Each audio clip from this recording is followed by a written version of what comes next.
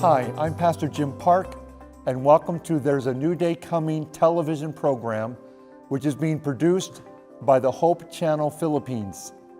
This is a program which focuses on urban ministry around the world and is based on an upcoming textbook on mission to the cities that I'm currently writing and editing. Each of the programs will feature the personal testimonies of people who have been involved in urban ministry from different places. You can get a lot of additional information about the program on our Facebook page, which is entitled, There's a New Day Coming. Our guest today is Lee Chung Sup, who is currently a master's student here at IAS. This last April, he took a class on urban ministry from me, and we're joined by his wife, Min Hye. During that class, he told a very wonderful story about how his family was called from Korea to help a very small urban church in Japan, which had not grown for many years. I'd like to welcome Pastor Lee and his wife, Min Hye, to the program for today. Welcome to the program. Pastor Lee, why don't you tell us a little bit about your family background? I appreciate that God gave me a Christian family. In fact, my ancestors were not Christian. My grandparents followed Korean traditional religions. However, my uncle received Adventist message when he was young age. He spread the good news to his family. He prayed for his family with enthusiasm. The prayer finally brought my dad and the grandparents to church. Let me tell you about my mother's story. She grew up in a family believing in Buddhism and Confucianism. The good thing was she wanted to become a Christian. She sincerely wished to make a Christian home. God answered my mother's prayer. She married my father, was an Adventist. Our siblings inherited the faith of my parents. My brother and I became an Adventist pastor, and my sister married pastor. The reason why I became a pastor was because to share blessings that God gave me with other people. Amen. You know, I know I became a pastor because of the prayers of my mother. And it's a wonderful thing that your family converted one generation ago, and then you're the second generation Adventist. Now, in 2003, you had just gotten married to Min Hye here, and you received a very important call in your life. What did the division want you to do? One day in 2003, I was 29. I got a phone call from Northern Asia Pacific Division going to Japan as a missionary. At that time, I was serving as a local church pastor in Korea. But I had no experience or knowledge about global mission. I could not speak Japanese language. So it made me worry. Moreover, it had just been 15 months since I got married. So it looks like a wrong decision. All I could do was to pray for God to reveal His will in my life. I see. So you're a young pastor, you just got married, you have no mission experience, you did not know the Japanese language, Yes. and so this call came out of the blue, as we say in the United States. It's a total surprise. How did you decide to go to Japan as a missionary? While praying, I thought about Abraham's experience. When he was called to a foreign land, he followed God's leading without question. When I was reminded of Abraham's faithfulness, I was inspired to go. So Abraham was really the first missionary that God called out of his country, and so you decided to follow Abraham's call. Yes. And you and your wife got on the plane to go to Japan, and while on the plane, a letter was given to your wife by a friend. Tell us a little bit about that letter, Min Hye. Yes. When we were living in Korea, my friend gave me the letter in airport. In that letter, that was a quotation about the call of Abraham. This is the letter. It was no light test that was brought upon Abraham, no small sacrifice that was required of him. There were strong ties to bind him to his country, his kindred, and his home. But he did not hesitate to obey the call. Who is ready at the call of providence to renounce cherished plans and familiar associations? He who will do this has the faith of Abraham and will share with him that far more exceeding and eternal weights of glory, with which the sufferings of this present time are not worthy to be compared. This quotation gave great courage to my husband and me. Even though we were not prepared as missionaries, we promised each other to walk on this way by faith alone. Amen. Thank Yeah. you so much. So you received this letter, you read it on the plane, Yeah. going from Korea to Japan. And one thing I like to talk with Pastor Lee about for a minute, in a general, how do Japanese feel about the Korean people?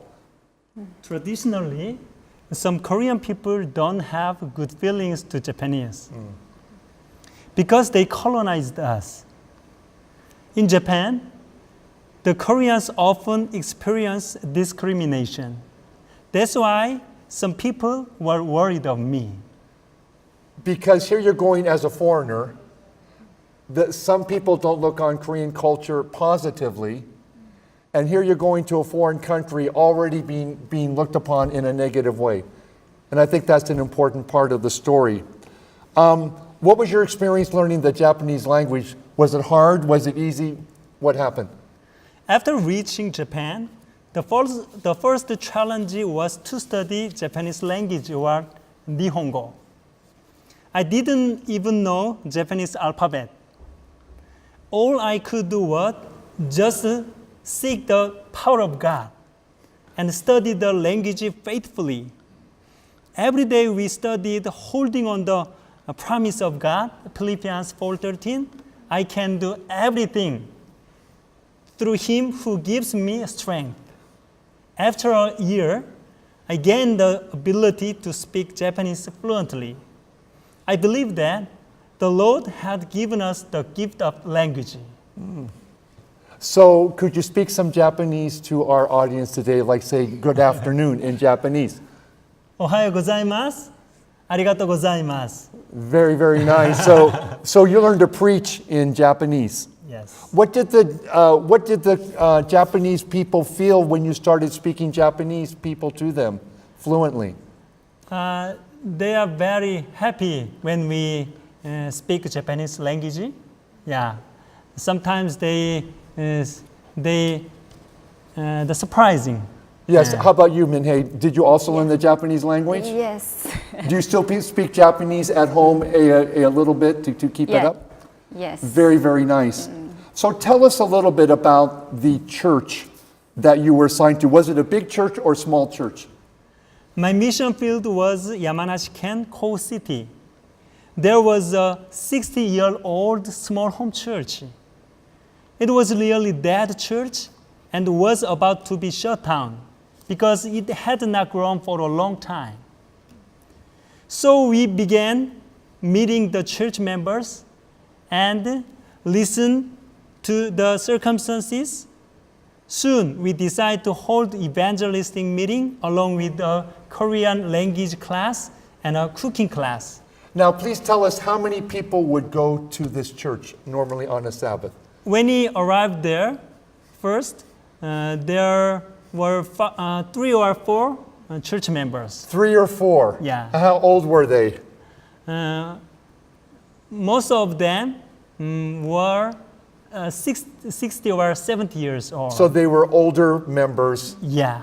The church had not grown in many years. Yes. 60-year-old church, Yes. and all they had was 3 or 4 old people. Yes. How did you feel when you first saw that church?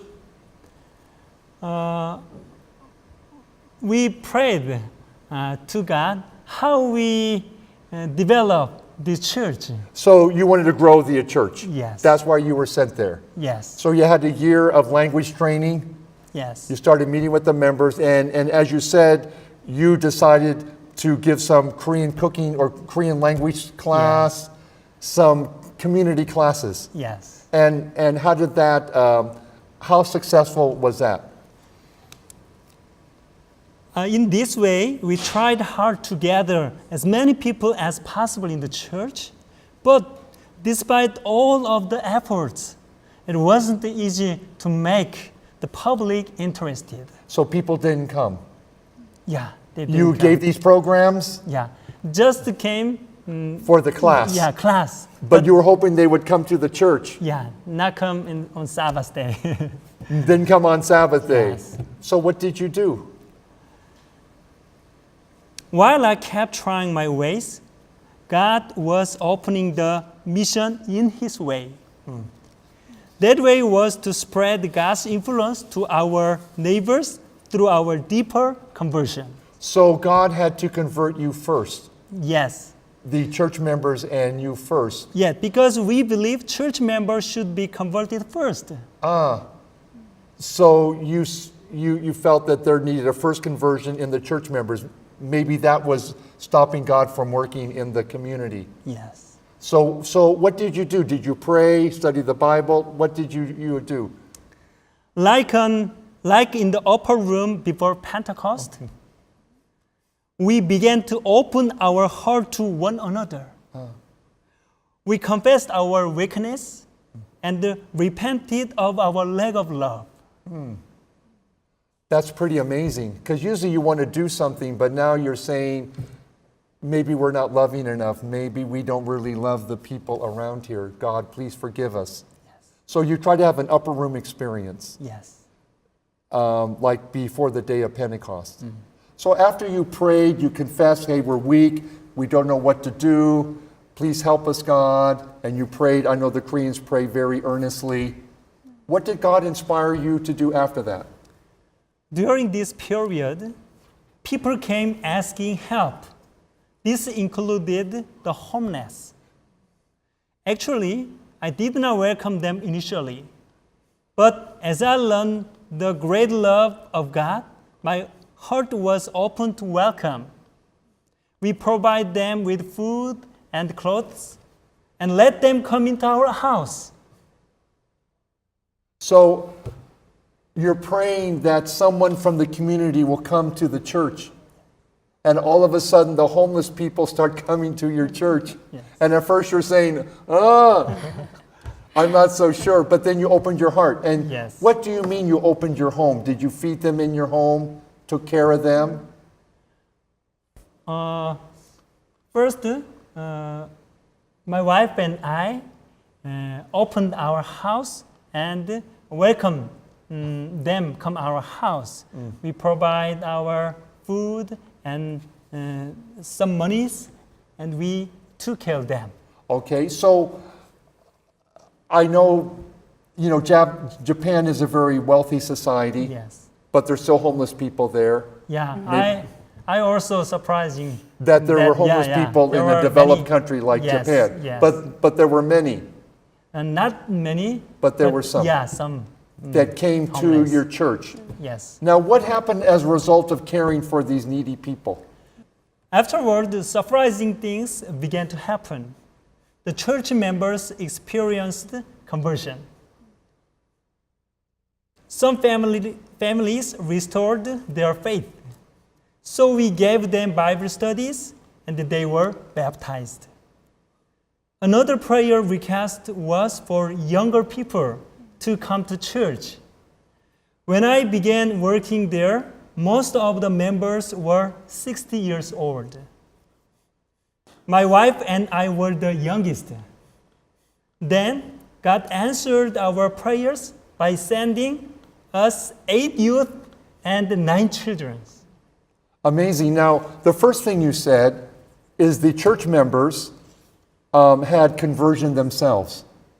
And people who maybe had not come to church for a long time, they started coming to church. and then they wanted to be baptized. So these were members who had already been members, but they had not come for a long time. So by helping the poor people, God brought the other people as well. And then you also had a prayer request for younger people. Where did these younger people come from? From the families or from the neighborhood? Some came from the families, and some came from community. Amazing. Neighbors. Yeah. And so you started having 8 or 9 young people. Yes. How did the members feel about that when they saw these young people come? They're very enjoyed to come young people, and we organized the youth ministry. A youth ministry. Yeah, and we worked very hard. Very excellent. So tell us a story about the Fujita family. One Sabbath day, the Fujitas who were backsliders visited our church. By the grace of God, they rejoined the church and became very active in the ministry. They grew much in their faith, and they worked with me in leading the church. After our family went back to Korea, they continued to be leaders in our church. Through their devoted effort, the church has been fully restored. Oh. After 1 year, they moved to the Adventist college in Japan and studied theology. They became pastor, and they served the church for several years. And now he is studying at Aya Seminary for his master's degree with me. That's amazing. So when what would we say, Pastor Fujita, how many people are going to church as a result of your ministry and Pastor Fujita? You said the church was fully restored. How many people are going there now? I told when we started our Right. mission, just 3 or 4 members. But after past 5 years, with work Fujita families, we were all 25 or 30 members. So that was like 10 times as many people. So Yeah. we went from 3 to 30. Yeah. Yeah, I just want to impress upon the people. I've been in ministry in Los Angeles for many years, 25 years, and churches, old churches tend to be like people. They get old, they start to die. And it's extremely difficult to turn those churches around. And what impressed me about Pastor Lee's stories and Min Hae is here they come as a Korean missionary with prejudice, no knowledge of the Japanese language, go to a church with 3 people, and within 5 to 7 years, there are now 10 times as many people. That's why I think this is such a phenomenal story. And all through the ministry to the poor people. I thought this was really fantastic. How did a Buddhist become a Christian there in Japan? As a missionary in Japan, I met a woman named Yanagida. Her life was very miserable because her husband was addicted to gambling. And he didn't make a living at all. One day, someone introduced that woman to us. So we decided to help her. We supplied her needs, listened to her worries. Mrs. Yanagida accepted our invitation and started coming to church every Sabbath. One day, she told me something. For her, it was a conflict to attend church because of her Buddhist religion. Through the study of the Bible with me, she gradually became convinced about God's existence. There were many difficulties in giving up her religion, but she experienced the special guiding hand of God and decided to be baptized. After the blessed ceremony, her life became totally different. Although she still had many problems, her face was brightened. She always gave thanks to God, and she lived with hope and spread these precious blessings to her brother, mother, and neighbor. After I returned to Korea, she continued to grow by the living word of God. Several years later, she wrote me a letter. Through my acquaintance with you, Pastor Lee, I met Jesus Christ personally, and my worldview has been totally changed. Before, I was in darkness and desperate. Everything was like a nightmare of accidental chances to me in this world. But now I realize that all the things in this world were created by God's love with a special purpose. So now I am very happy and satisfied with my newfound faith in Him. Amen. So how did you feel as a pastor when you got that letter from Mrs. Fajita? I'm sorry, from this person here. Yeah. I was very thank God because God led me, and the channel of blessing made a channel of blessing. Made channel of blessing. So here was this needy woman. She was a Buddhist. Yes. And we know that in Japan and Korea and Thailand, not many Buddhists become Christian. Yes. But she had been abused. She had a lot of needs. Again, you brought her into your home. You counseled her. You ministered to her. And little by little, she became receptive. Yes. Came to church. And then you gave her Bible studies. Yes. And she wanted to be baptized. And then her whole face changed. And then she writes this a letter. Thank you so much for what you did. And she also became a missionary. Yes. She told her now. friends, Okay. her family, right? Yeah, right. And so she wants to share the blessings for other people. Yes. I think that's an amazing, because again, not many Buddhists become Christian, but here is a testimony to someone who changed because of God's love as a channel of blessing. What would you like to say to other pastors and church members who are struggling in small churches in urban areas around the world? What would you like to say to them? God chose our family to share God's word. When I was first called to be a missionary, I felt a big burden in my heart. But after finishing all the experiences, I realized that every step was a blessing. Now, as I look back, this experience in Japan were completely guided by God's leading and were full of blessings. What I learned was that God's calling is a call to enjoy His blessings. And when He calls us, He already prepares every blessings beforehand.